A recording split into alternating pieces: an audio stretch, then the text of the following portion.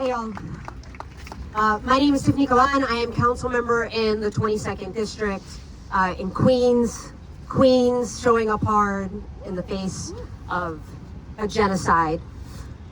I think about the fact that before I became a council member, I was a public defender for almost a decade. And so I will be one of the first people to admit that I am not an expert in the situation in Gaza. And so my message is for folks who have felt the same way that I have, because when I have that creeping thought, I'm reminded again and again and again of the words of Angela Davis, who said, "You do not have to be an expert.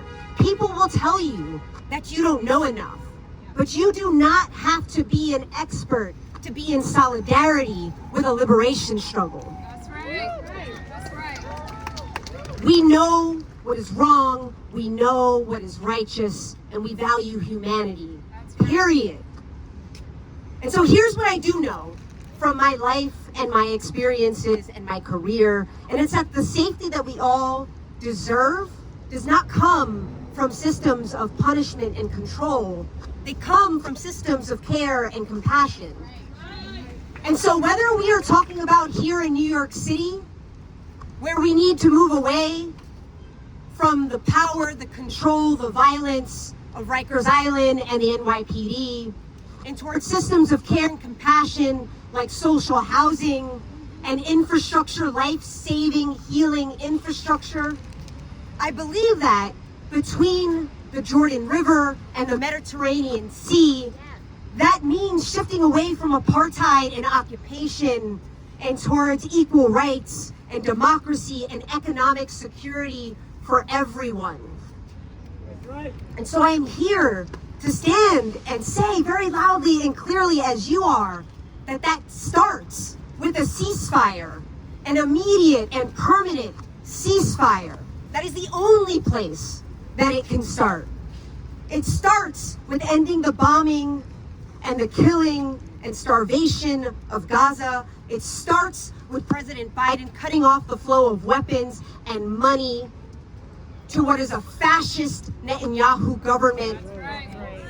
That is how we save millions and millions and millions of lives in Gaza, over half of which are children under the age of 18. That is how we get all of the hostages released, whether Israeli or Palestinian. That is how we begin to chart a new course to put us on a path towards a democracy that centers the equal rights and humanity and dignity of all. And so I think about the power of this 24-hour action, but how it is just a mere reflection of what we are feeling every hour of every single day. And that is pain, and that is fear, and that is devastation.